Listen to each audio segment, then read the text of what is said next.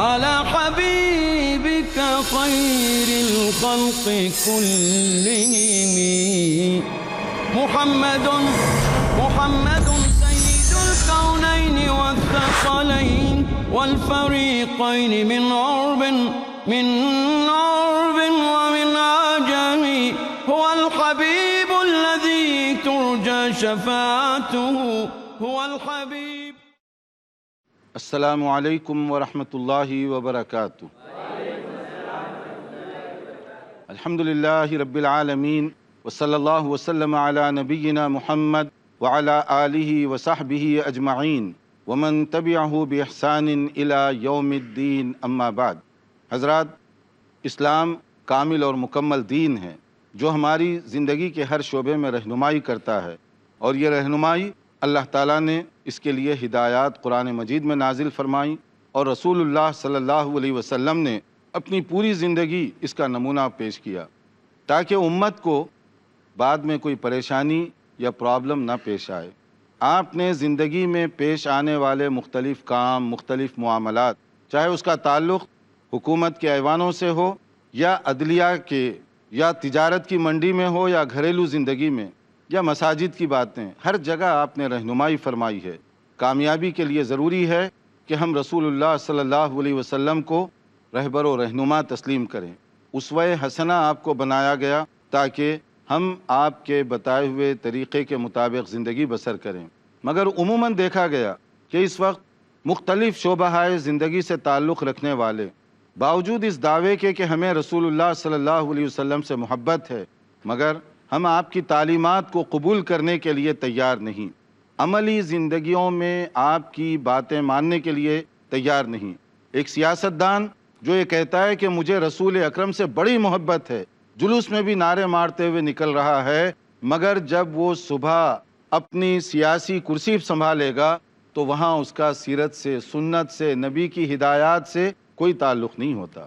ایک جج وہ بھی یہ کہہ رہا ہے کہ مجھے نبی صلی اللہ علیہ وسلم سے بڑی محبت ہے، مگر جب جلوس کے بعد وہ ایوان عدالت پہنچے گا تو کہے گا کہ اے اللہ کے نبی، مجھے آپ سے بڑی محبت تھی لیکن باہر، مگر عدالت کے ایوان میں اپنے قانون کے مطابق فیصلہ کروں گا، ریفرنس دوں گا برٹش لا کا، ریفرنس دوں گا فرینچ لا کا، ریفرنس دوں گا انٹرنیشنل لا کا، لیکن ریفرنس نہیں دوں گا قرآن کا، ریفرنس نہیں دوں گا آپ کے فرمان کا، ریفرنس نہیں دوں گا اسلامی شریعت کا. ویسے ہوں میں مسلمان، ویسے ہے مجھے آپ سے بڑی محبت. اسی طرح سے ایک تاجر بھی یہ کہتا ہے کہ اے اللہ کے نبی، میں ابھی جلوس سے ہو کر آ رہا ہوں، مجھے آپ سے بڑی محبت ہے، بڑی عقیدت ہے، بڑا پیار ہے، مگر جب میں کاروبار کے لیے جاؤں، منڈی میں بیٹھوں، تجارت کروں تو رولز جو ہیں کاروبار کے اس کو فالو کروں گا. یہاں آپ کی سنت کے لیے کوئی گنجائش نہیں ہے. اب آپ بتائیے، اگر یہی سنت ہو، اگر یہی محبت کا معیار ہو تو کیا ہم محبت کے اس دعوے میں سچے ہوں گے؟ کیا یہ واقعی سچی محبت ہوگی؟ پھر تو مکے کے مشرکین، ان کی محبت غلط کیوں ہوئے؟ آخر انہیں بھی تو محبت تھی. کوئی دنیا میں ایسا آدمی یہ کہے کہ جو نبی صلی اللہ علیہ وسلم کے بارے میں کہ مکے کے مشرکین کو نبی سے محبت نہیں تھی؟ نہیں. تاریخ ریکارڈ پر موجود ہے یہ کہ مکے کے مشرکین آپ سے بے پناہ محبت کرتے تھے، بے پناہ محبت. اسی محبت کے لیے انہوں نے آپ کو صادق کا ٹائٹل دیا، امین کا خطاب دیا تھا. کیوں دیے؟ یہ محبت نہیں تھی تب صادق کہا، یا امین کہا محبت نہیں تھی تب؟ اور یہ ٹائٹل کوئی مسلمانوں کی طرف سے نہیں، مکے کے اس زمانے کے لوگوں کی طرف سے دیے گئے تھے. اور رسول اللہ صلی اللہ علیہ وسلم محفل آپ کی عقد نکاح میں، نبی صلی اللہ علیہ وسلم کی پہلی شادی، آپ کی عمر تھی اس وقت 25 سال، بھرپور جوانی کے دن. اس وقت آپ کے چچا نے ایک بات کہی جو اس زمانے کے سمجھ لیجئے خطبہ نکاح کی پہلے یا بعد میں جو اس دور کا طریقہ تھا، انہوں نے ایک بات کہی ابو طالب نے. وہ بات غور کرنے کی ہے. ابھی نبوت تو نہیں ملی. نبوت کب ملی؟ 40 سال کے جب آپ نے اعلان کیا. اور یہ شادی کب ہوئی؟ جب آپ 25 سال کے تھے. ابو طالب نے اس موقع پر کہا تھا آج ایک ایسے نوجوان کی شادی ہے جسے جزیرہ عرب کے کسی بھی جوان سے اگر تولا جائے گا تو اخلاق اور کردار میں اس کا وزن سب سے بھاری ہوگا جزیرہ عرب میں کوئی ایسا شخص نہیں جس کو اس کے مقابلے میں پیش کیا جا سکے۔ پورے مجمع میں کسی نے تردید نہیں کی اس کی۔ تو اس کا معنی کیا ہوا؟ آپ سے لوگ ٹوٹ کر اتنی محبت کرتے تھے، اتنی ریسپیکٹ کرتے تھے کہ وہ یہ سمجھتے تھے کہ پوری جزیرہ عرب میں ہمارے نبی صلی اللہ علیہ وسلم کے مقابلے میں کوئی نہیں۔ یہ تو محبت تھی ان کی، یہ عقیدت اور احترام کے جذبات تھے۔ مگر یہ عقیدت اور احترام بدلی کہاں سے؟ جب آپ نے کوہ صفا پر جب کہا تھا نا، قولوا لا الہ الا اللہ، کہ ایک اللہ کی توحید کی تم گواہی دو، دین کو قبول کرو، تو وہیں سے گالی گلوچ کا سلسلہ شروع ہوا۔ تبا لک لہذا جمعتنا یا محمد، نعوذ باللہ، کہ اے محمد صلی اللہ علیہ وسلم آپ کی ہلاکت اور بربادی ہو، اسی لیے آپ یہاں کھڑا کیے ہمیں۔ تو اب آپ بتائیے کہ یہ دوستی دشمنی میں کیوں بدل گئی؟ یہ محبت نفرت میں کیوں تبدیل ہوئی؟ محمد صلی اللہ علیہ وسلم تو وہی ہیں، آپ کی شخصیت وہی ہے جو صفا سے پہلے تھے، وہی جن کو آپ صادق کہتے تھے، امین کہتے تھے، پورے جزیرے عرب کا سب سے ممتاز شخص کہتے تھے۔ اچانک نفرت کیوں پیدا ہوئی؟ انہیں محبت تھی محمد بن عبداللہ سے، لیکن نفرت ہوئی محمد رسول اللہ سے۔ آپ کی شریعت کو، آپ کی باتوں کو ہم ماننے کے لیے تیار نہیں ہیں، ویسے آپ سے بڑی محبت ہے۔ اگر یہی محبت آج ہماری ہو کہ ہم یہ کہیں اے اللہ کے نبی جسمانی طور پہ بڑی محبت ہے، آپ کے نام سے بڑی عقیدت ہے، مگر آپ کی شریعت کو ہم نہیں مانیں گے، تو ہم کس کیٹیگری میں جائیں گے پھر؟ صحابہ کرام کی یا مکے کے مشرکین کی جو آپ کے جسم سے محبت کرتے، شریعت سے نفرت کرتے؟ اگر ایک سیاستدان جس کے پاس سارے اللہ نے وسائل دے رکھے ہیں، وہ کہتا ہے نبی صلی اللہ علیہ وسلم آپ کی ہدایت کو نہیں مانوں گا، ایک جج کہتا ہے میں آپ کو نہیں مانتا، ایک سولیسیٹر، بیرسٹر کہتا ہے پیدا میں مسلمان گھرانے میں ہوا، پوری فیملی مسلمان ہے، مسلمان ملک ہے، مگر میں اللہ کے نبی آپ کے قانون کو نہیں چلنے دوں گا یہاں پر۔ ایک تاجر وہی کہے، دوسرے لوگ وہی کہیں، پھر محبت کس بات کی ہوئی؟ اس لیے نبی صلی اللہ علیہ وسلم سے محبت کا تقاضا عمل کے ذریعے سے ہوتا ہے۔ ہمارا کردار، ہماری سیرت، ہماری زندگی یہ بتائے کہ واقعی نبی سے ہمیں محبت ہے۔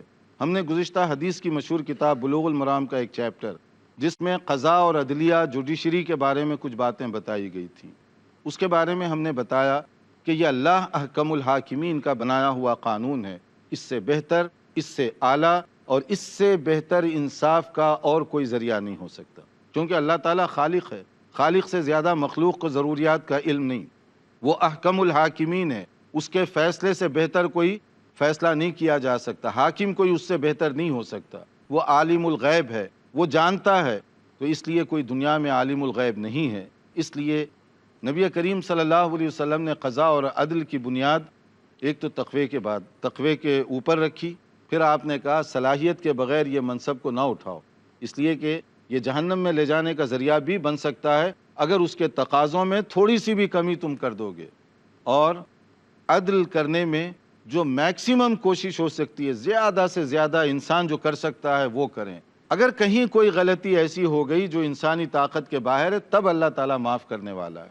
خود نبی صلی اللہ علیہ وسلم نے اپنے بارے میں بھی فرمایا کہ کوئی آدمی چرب زبانی سے کام لے کر کچھ ایسا واقعہ بیان کرے جس سے میں اس کے لیے فیصلہ کر دوں اس کے حق میں، اس کے فیور میں، لیکن وہ اگر اس کا حق نہیں تھا تو میرے فیصلہ کرنے کی وجہ سے وہ چیز جو میں دوں گا جائز نہیں ہوگی اس کے لیے، کیونکہ اللہ تعالیٰ جانتا ہے اور قیامت کے دن یہ اس کو جہنم میں لے جانے کا سبب اور ذریعہ بنے گی۔ یعنی کوشش آپ میکسیمم قسم کی کریں، اور اگر کہیں غلطی ہوئی تو اللہ تعالیٰ معاف کرنے والا ہے۔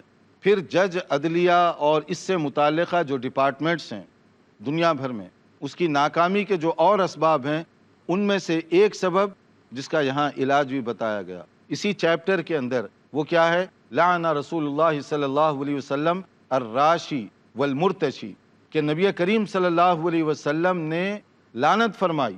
لعنت، نبی رحمت کی زبان سے لعنت کے الفاظ بہت کم مرتبہ نکلے، اور خاص سیریس کوئی ایشو ہو گیا جیسے اب یہ ہے۔ اب یہاں فرما رہے ہیں آپ، اللہ کے رسول صلی اللہ علیہ وسلم نے رشوت دینے والے اور رشوت لینے والے پر لعنت فرمائی۔ کس میں؟ فی الحکمی، حکم چلانے میں، فیصلہ کرنے میں، قانون نافذ کرنے میں، عدلیہ کے مسائل میں، رشوت دینے والا، رشوت لینے والا، یہ سب پر اللہ تعالیٰ کی لعنت۔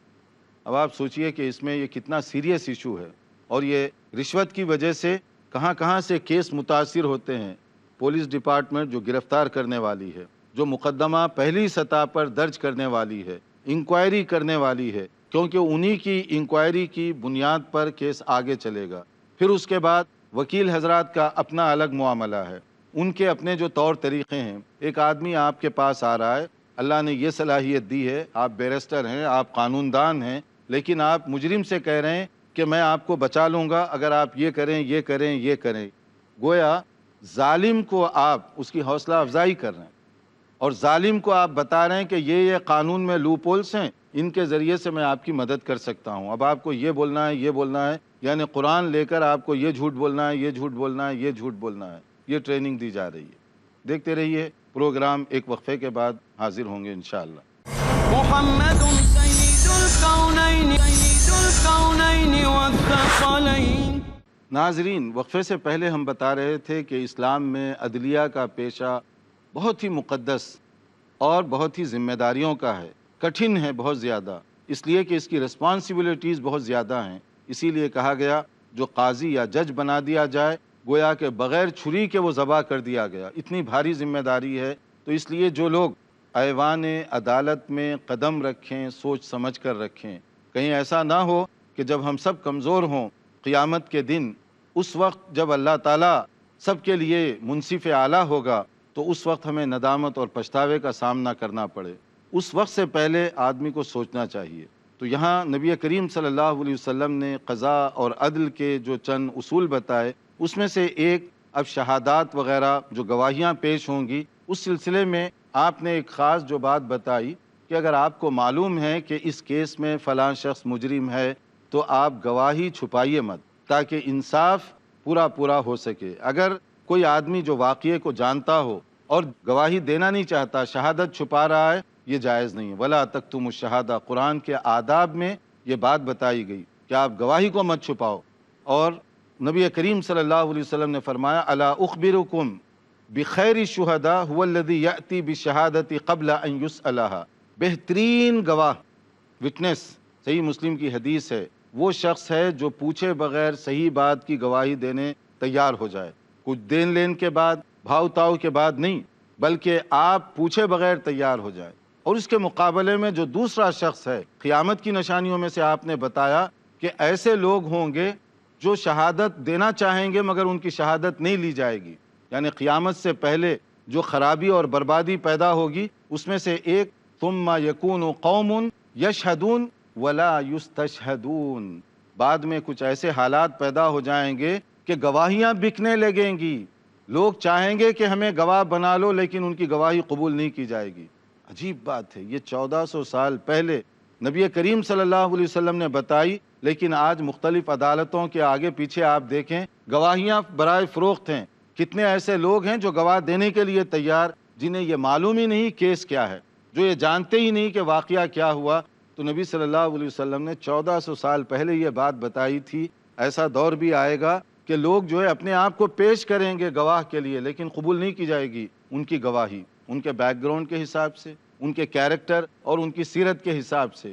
اسی طرح سے گواہیوں کے مسئلے میں ایک اور بھی بات بتائی گئی، لا تجوز شہادت خائن، خیانت کرنے والے شخص کی گواہی اگر وہ وٹنس باکس میں ٹھہرے گا ریجیکٹ کر دی جائے گی، کیونکہ اگر وہ خیانت کرنے والا ہو تو یہ کیس میں بھی تو خیانت کر سکتا ہے، اس لیے اس کی گواہی نہیں۔ ولا خائنہ، یا کوئی عورت جو خیانت کرنے والی ہے وہ اگر گواہی کے لیے پیش ہو ریجیکٹ کر دی جائے گی۔ ولا ذی غمر علی اخیہ، یا ایسا شخص جو اپنے بھائی پر، یعنی جو چاہے وہ ڈیفینڈر ہو یا پیٹیشنر ہو، جو مدعی ہو یا مدعا علیہ ہو، اس کے ساتھ اس کی دشمنی چلی آ رہی ہے، اب وہ گواہ کے کٹہرے میں ٹھہرا، ریجیکٹ کر دی جائے گی، کیونکہ آپ کا اس سے تعلق چل رہا ہے، جھگڑا چل رہا ہے۔ بے شک اس کیس میں جھگڑا نہیں چل رہا ہے، مگر اس شخص کے ساتھ آپ کا جھگڑا چل رہا ہے، تو کیا یقینی ہے کہ آپ عدالت کے کٹہرے میں ٹھہر کر اس کے حق میں گواہی دیں گے؟ غلط طریقے کی بھی گواہی ہو سکتی ہے۔ تو اس لیے اگر دونوں میں کوئی ایسی بات چل رہی ہے تو وہ آدمی گواہ بن کر آئے گا، تب بھی اس کی گواہی قابل قبول نہیں ہو سکتی۔ دیکھیے نزاکتیں کتنی رکھی گئی ہیں۔ اور اسی طرح سے فرمایا گیا ولا تجوز شہادت القانع لأہل البیت، جو آدمی کی آپ لک آفٹر کر رہے ہیں، مثلا آپ کا خادم ہے، آپ کا غلام ہے، آپ کا کام کرنے والا ہے، وہ آپ کے حق میں گواہی دینے آیا تو نہیں قبول ہوگی، کیونکہ آپ کا احسان مند ہے وہ، اور ہو سکتا ہے کہ آپ کی فیور میں بات کرے، ایکسیڈنٹ ہو گیا آپ کی غلطی سے، مگر وہ آپ کا ملازم ہے، وہاں الٹی گواہی بھی دے سکتا ہے وہ کہ ہماری غلطی نہیں تھی، فریق ثانی کی غلطی تھی، تو پورا کیس بھی خراب ہو سکتا ہے، اس لیے اس کو ریجیکٹ کر دیا گیا۔ اس طرح کے کچھ واقعات عجیب و غریب قسم کے بعض اسلامی تاریخ میں بھی مشہور ہیں۔ ایک واقعہ، یہ حدیث کا واقعہ نہیں ہے، اس لیے میں سند کے ساتھ اس کو بیان نہیں کر رہا ہوں، صرف بات کو سمجھانے کے لیے کہ حضرت علی رضی اللہ تعالی عنہ کے حوالے سے ایک بات بہت مشہور کر دی گئی کہ ان کا اپنا ایک ذاتی کیس تھا ورسس یہودی۔ حالانکہ حضرت علی کا جو مقام تھا، ان کی جو صحابیت کا درجہ تھا، بہت بلند تھا، بہت عظیم ان کا مقام تھا، لیکن یہ ہوا کہ اتفاق سے جب وہ گئے تو قاضی نے ان سے یہی کہا کہ آپ کے پاس کوئی گواہ ہے، اور قاضی کو معلوم تھا کہ یہ کیس آپ کس کا پیش کرنے کے لیے آئے ہیں، امیر المؤمنین، مسلمانوں کا سردار ہے، ذمہ دار اعلیٰ، حاکم وقت ہے، اور اس کے مقابلے میں غیر مسلم ہے۔ چاہے ہے تو حضرت علی ویسے ہی لے سکتے تھے اپنا حق، اور کوئی ان کے امانت داری، تقوی، پرہیزگاری اس کے خلاف نہیں تھا، لیکن انہی بزرگوں نے دراصل یہ سسٹم دیا دنیا کو، یہ قانون دیا دنیا کو کہ انصاف کیسے ہوتا ہے۔ جب وہ گئے تو یہودی نے کہا کہ یہ میرا کیس ہے، یہ میری چیز ہے، جو حضرت علی کہہ رہے ہیں کہ ان کی ہے۔ تو حضرت علی سے پوچھا گیا، انہی کا مقرر کیا ہوا قاضی، وہ پوچھ رہا ہے کہ آپ کے پاس شہادت ہے، اس کی گواہی، ثبوت؟ انہوں نے کہا کہ اور تو کوئی ثبوت نہیں ہے، میرا بیٹا ہے۔ کہا کہ آپ کو تو معلوم ہے امیر المؤمنین، بیٹے کی گواہی باپ کے حق میں اس طرح کے مسائل میں نہیں قبول کی جا سکتی۔ دوسری گواہی، غلام ہیں۔ تو انہوں نے کہا یہی جو اس حدیث کے اندر کہا گیا کہ جو آدمی آپ کا احسان مند ہو، پروردہ ہو، وہ آپ کی حق میں گواہی دے، قبول نہیں ہوگی۔ تو اس نے کہا کہ آپ کو معلوم ہے کہ یہ آپ کا خادم ہے اور کیس آپ کے حق کے لیے ہے، تو اس لیے اس میں آپ کی گواہی قبول نہیں کی جا سکتی، ریجیکٹ کر دیا گیا۔ اور حضرت علی کو یہ نہیں کہ مسئلہ معلوم نہیں تھا، حضرت علی خود ٹریننگ دے رہے تھے اپنے قاضیوں کو، اپنے ججوں کو، کہ کتنی جرأت اور حوصلہ ہونا چاہیے تمہارے اندر کہ اگر امیر المؤمنین بھی ٹھہرے ہوئے ہیں تو ان کے ساتھ بھی انصاف اور قانون پورا اپناؤ۔ جب کہا کہ یہ نہیں ہے تو پھر حضرت علی نے فرمایا کہ پھر یہ چیز اسی کو دے دو، کیونکہ اور میں کوئی گواہی پیش نہیں کر سکتا، یہی گواہی ہے۔ تو یہ سننے کے بعد اس غیر مسلم نے وہیں پر شہادتین کا اعلان کر دیا کہ اگر اسلامی حکومت میں، اسلامی ریاست میں حاکم وقت کو میں عدالت میں لا سکتا ہوں اور عدالت ان کے خلاف فیصلہ دے سکتی ہے، تو اس سے زیادہ سچا اور انصاف پسند دین اور کوئی نہیں ہو سکتا۔ حضرت علی کا کردار اس کو مسلمان بنانے کا سبب بنا۔ ایک مشہور تاریخی قسم کا واقعہ ہے، لیکن اس میں جو بات غور طلب ہے اس حدیث کے مطابق کہ ایسا آدمی جو آپ کا احسان مند ہو، خادم، ملازم وغیرہ، تو وہ اگر آپ کے حق میں گواہی دے گا قبول نہیں کی جائے گی۔ تو اس لیے پہلے گواہ کو بھی چیک کرنے کی بات ہے کہ کس طرح کی وہ گواہی دینے کے لیے پیش ہو رہے ہیں اور ان کا بیک گراؤنڈ کیا ہے۔ اسی لیے کہا گیا کہ اننون آدمی کی گواہی قبول نہیں کی جائے گی۔ فرمایا گیا لا تجوز شہادت بدوین علی صاحب قریۃ، ایک اننون گمنام قریے کا رہنے والا آدمی آ گیا گواہی دینے کے لیے، اب اس کا بیک گراؤنڈ نہیں معلوم، سچا ہے، جھوٹا ہے، اس کے خلاف خود کیسز ہیں یا کیا ہیں، تو اس کی گواہی نہیں قبول کی جائے گی۔ تو گواہی قبول کرنے کے لیے بھی جج یا وہ سسٹم کو میک شور کرنے کی ضرورت ہے کہ کس کی گواہی قبول کی جائے گی اور کس کی نہیں کی جائے گی۔ اس کے علاوہ اور بھی بہت ساری ہماری باتیں ہیں جو اس پیشے اور اس شعبے سے تعلق رکھتی ہیں، مگر ہمارا وقت یہاں پر چونکہ بہت ہی لیمیٹڈ، محدود ہے، ہم یہیں پر اپنے پروگرام کو روک رہے ہیں۔ انشاءاللہ انتظار کیجئے، حاضر ہوں گے آئندہ لیکچر میں کچھ مزید معلومات کے ساتھ، مگر پہلے کچھ سوالات آپ کے ہم لے لیتے ہیں۔ جی سر، میرا 2 سوال ہے۔ پہلا سوال تو یہ ہے کہ آپ نے بتایا کہ اسلامک قانون کے مطابق اگر فیصلہ ہو تو زیادہ بہتر ہوتا ہے۔ الگ الگ ملک میں، ہم ہندوستان میں، کوئی پاکستان میں، ہر جگہ کے قانون الگ الگ ہوتے ہیں، اور جو بھی مسلمان وکیل ہو یا برٹش وکیل ہو یا ہندو وکیل ہو، کسی بھی قوم کا وکیل ہو، اس کو اسی فیصلے کو ماننا پڑتا ہے، انہی کتابوں سے کو اس کو پڑھنا پڑتا ہے۔ جب وہ جا کر کے وہاں پہ بحث کرے گا تو دلیل اور ثبوت کے اوپر تمام فیصلے ہوتے ہیں۔ جج ایماندار، وکیل ایماندار، سب ایماندار، دلیل چاہے غلط ہو یا صحیح ہو، اسی کے اوپر سارے فیصلے ہوں گے، جو ثبوت ہو اس کے اوپر فیصلے ہوں گے۔ تو ایسے قانون میں کبھی کبھی جو آدمی مجرم نہیں ہوتا ہے وہ بے گناہ پھنس جاتا ہے اور اس کو سزا ہو جاتی ہے۔ تو ایسے ملکوں میں کیا وکالت جائز ہے؟ یہ بڑا نازک آپ نے سوال کیا، اور اس کے ذریعے سے جو جوڈیشری اور وکالت کے پیشے سے منسلک افراد وہ شاید ہمارے خلاف ہو جائیں، لیکن دیکھیے کہ اگر آپ ظالم کو روکنے کے لیے وکالت کر رہے ہیں اور حقداروں کو حق دلانے کے لیے یہ آپ کا ارادہ ہے اور آپ نے یہ اصول بنا رکھا ہے، تب تو آپ کا یہ پیشے کے ساتھ رہنا درست ہو سکتا ہے، کنڈیشنل، ورنہ جو ہے آپ کے لیے کسی صورت میں جائز نہیں ہے۔ البتہ یہ جو دوسرا مسئلہ ہے غیر اسلامی قانون، دیکھیے بعض ممالک کے اندر یہ سہولت ہے، مثلا انڈیا کے اندر مسلمانوں کے لیے مسلم پرسنل لاء ہے، بعض مسائل کے اندر مسلمانوں کو یہ حق دیا گیا قانونی طور پر، ملکی قانون کے طور پر، کہ وہاں وہ اپنی شریعت کے مطابق کر سکتے ہیں۔ اگر ہم نہیں کرنا چاہیں تو ہماری اپنی مرضی ہوگی، لیکن بعض مسائل میں بہرحال یہ اجازت دی گئی، اور کئی ایسے مسلم ملک ہیں جس میں یہ تک سہولت نہیں ہے۔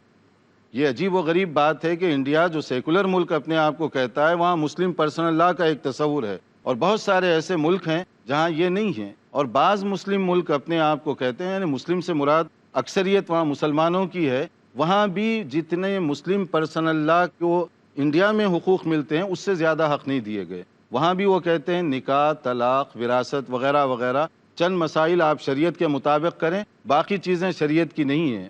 اور کچھ ایسے ہیں جس کو عرب ممالک کے اندر بعض ایسے علاقے ہیں جہاں الاحوال الشخصیہ، جس کو صحیح ترجمہ وہی ہوگا جو مسلم پرسنل لاء کا ہے، وہ بھی یہ کہتے ہیں نکاح، طلاق، وراثت وغیرہ چند مسائل، اس میں شریعت کے مطابق آپ عمل کرو، نکاح اسلامی طریقے سے پڑھا لو، طلاق کا مسئلہ ہو تو ویسے ہی کرو، باقی مسائل میں خبردار جو شریعت کو دخل دیا۔ دوسرا سوال یہ ہے کہ آپ نے کہا حضرت علی کا اگزامپل دیا، آپ نے حضرت عمر رضی اللہ تعالیٰ عنہ کا اگزامپل دیا کہ حکمراں کو یہ بلا لیا کرتے تھے جب یہ اپنے فیصلے کرتے تھے، غریب آدمی کے اوپر اگر ظلم کسی حکمراں نے کیا اس کو کوڑے لگائے گئے۔ اندرا گاندھی کے زمانے میں اندرا گاندھی پرائم منسٹر تھی، ایمرجنسی ڈکلیئر ہوئی، میں ہندوستان کی بات ابھی کر رہا ہوں، اس میں ہائی کورٹ نے اندرا گاندھی کو کورٹ میں بلا لیا تھا مجرم کے طور پہ، اور جے پرکاش نارائن نے یہ مقدمہ کیا تھا جو پارٹی جنتا پارٹی بنی۔ تو عام طور سے سارے ملک میں، چاہے امریکہ اٹھا کے دیکھیے، برٹین اٹھا کے دیکھیے، جب ضرورت ہوتی ہے تو حکمراں کے ساتھ بھی اسی طریقے کا ٹریٹمنٹ ہوتا ہے جیسے عوام کے ساتھ ہوتا ہے۔ تو یہ تو ابھی بھی رائج ہے یہ چیز دوسرے قانون میں بھی، تو دونوں میں فرق کیا ہے؟ ماشاءاللہ یہ بات ایگزامپل تو اچھی ہے، جو اچھی چیز ہے اس کی قدر کرنی چاہیے، چاہے کہیں بھی ہو۔ عدالت کے اندر کوئی بڑے سے بڑے ذمہ دار کو بھی بلانے کے ایسے واقعات ہیں، انڈیا میں ہیں، پاکستان میں ہیں، اور دوسری جگہوں پر اس طرح کے واقعات پیش آ چکے ہیں۔ بظاہر یہ چیز تو بہت اچھی ہے، اس کو ہم اپریشیٹ کرتے ہیں، کیونکہ اسلام کہیں سے بھی خوبی کوئی ملے اس کو لینے کی تعلیم دیتا ہے، اور برائی کہیں سے ملے اس کو چھوڑنے کی ہدایت دیتا ہے، چاہے کہیں سے بھی ملے۔ تو یہ ایک خوبی کا پہلو ہے، قابل قدر ہے۔ لیکن عدالت کے اندر کیا عدالت اتنی آزاد ہوتی ہے کہ جس طرح سے وہ انصاف کے تقاضوں کو پورے کر کے فیصلہ کرے؟ اگر کہیں پر یہ سہولت ہے تو یہ بہت اچھی بات ہے، ورنہ آپ بلا تو لیے پرائم منسٹر کو تاکہ فارمیلٹیز ہو جائے، لیکن اس کے بعد انصاف کے وہ تقاضے پورے نہیں کیے گئے، پھر یہ بلانا جو ہے ایک ڈھونگ ہو جائے گا۔ نہیں، سزا ملتی ہے۔ اس میں سب سے بڑا اگزامپل ذوالفقار علی بھٹو کا، جن کو پھانسی تک ہوئی۔ جی، یہی ہم کہہ رہے ہیں، جہاں پر اگر انصاف کے تقاضے پورے ہوں یہ قابل قدر اور اچھی بات ہے، اس کی ہم قدر کرتے ہیں۔ چونکہ سوالات تو بہت ہیں لیکن ہمارا یہاں پر وقت ختم ہو رہا ہے، تو اس لیے اس پروگرام کو یہیں پر روکنا پڑ رہا ہے۔ انتظار کیجئے ہمارے اگلے پروگرام کا، انشاءاللہ تعالی مزید معلومات کے ساتھ حاضر ہوں گے۔ والسلام علیکم ورحمۃ اللہ وبرکاتہ۔ مولاي صل وسلم دائما